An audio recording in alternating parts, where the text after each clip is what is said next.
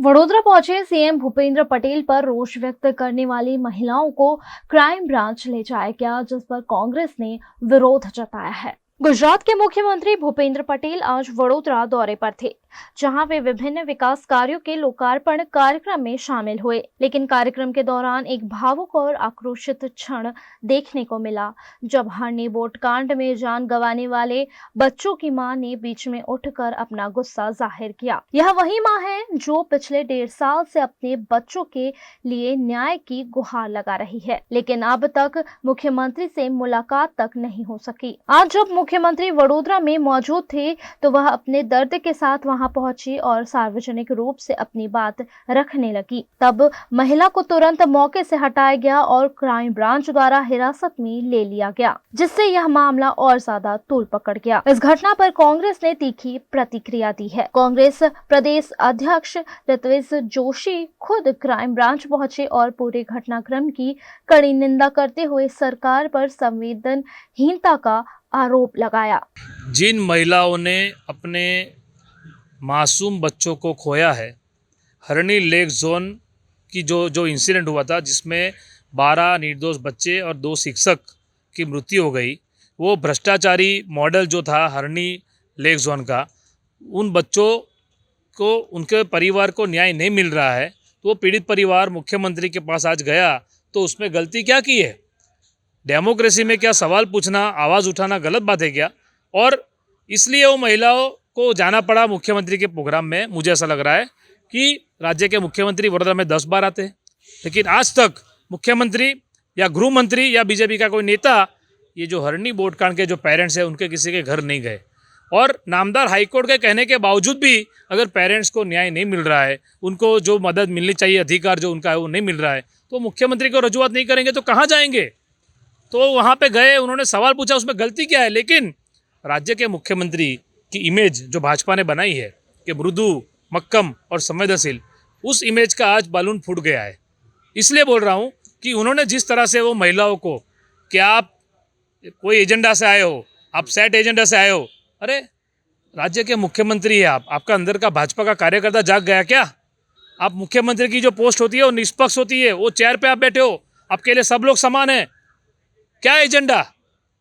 अगर वो न्याय नहीं मिल रहा है तो वहाँ पे रजूआत नहीं करेंगे तो कहाँ जाएंगे? क्राइम ब्रांच वाले उनको, पेरेंट्स को यहाँ पे लेके आए, यहाँ पे उनको 3 घंटा बिठा के रखा। अभी हमको इन्फॉर्मेशन मिली है कि वो पीछे के रास्ते से बाहर निकाल दिया। लेकिन मैं ये पूछ रहा हूँ कि क्या सवाल पूछना गलत बात है क्या? वडोदरा में बाढ़ आई तो वडोदरा की जनता ने आक्रोश दिखाया, तो अभी भी क्राइम ब्रांच आके उनको यहाँ बिठा देती है। आज ये हरनी लेक जोन के पेरेंट्स गए तो क्राइम ब्रांच का काम तो क्राइम को कंट्रोल करना है।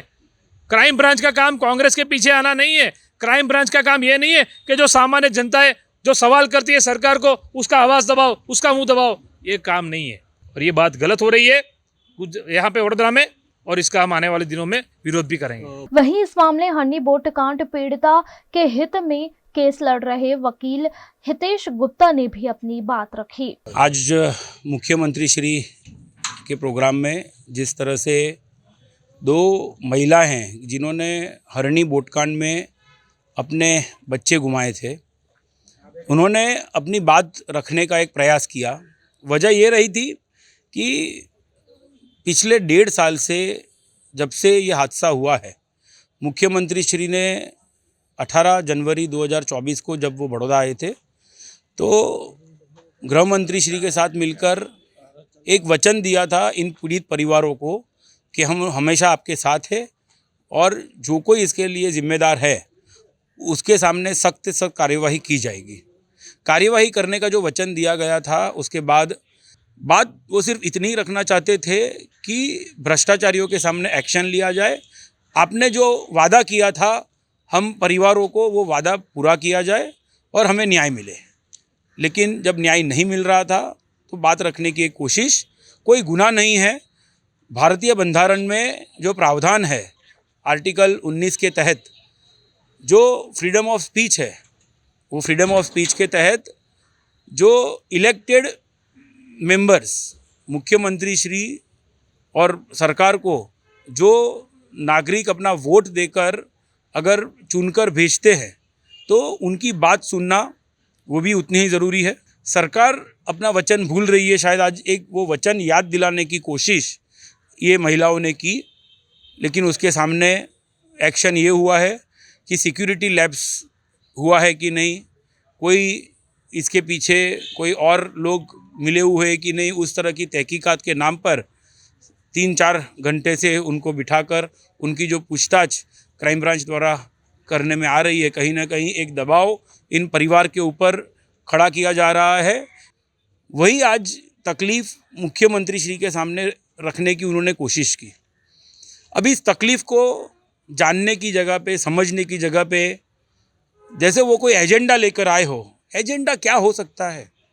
जिन माओं ने अपने मासूम बच्चों को पिकनिक पे भेजा था और वो उनके जीवन की आखिरी पिकनिक होगी, वो अपने जो बच्चों को तैयार करके भेज रहे हैं, वो बच्चों की शाम को उनको लाश मिलने वाली है।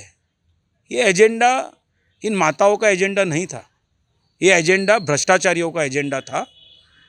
वो भ्रष्टाचारी जो विकास के नाम पर हमारे देश को बर्बाद कर रहे हैं, उन भ्रष्टाचारियों को अपनी जगह दिखाने का इन माताओं का एक एजेंडा था। इसके अलावा इससे ज़्यादा कोई एजेंडा हो ही नहीं सकता। लेकिन शायद इन भ्रष्टाचारियों के सामने एक्शन लेने के लिए जो कुछ कोशिश होनी चाहिए थी, वो कोशिश नहीं कर पाए, अपना वचन नहीं निभा पाए। और जब कोई भी इंसान हो, अपनी किसी भी मजबूरी के कारण अगर अपना वचन नहीं निभा सकते, तो वो उस समय गुस्से के साथ अपनी बात रखे और जो सच्चा आदमी है उसकी बात दबाने की कोशिश करे। आज मुख्यमंत्री श्री का जो गुस्सा पहली बार हमने देखा, उसमें मैं ये मानता हूँ कि कहीं ना कहीं इस गुस्से के पीछे मुख्यमंत्री श्री की एक मजबूरी कि वो अपना वचन नहीं निभा सकते हैं, यही दिखा रहा था।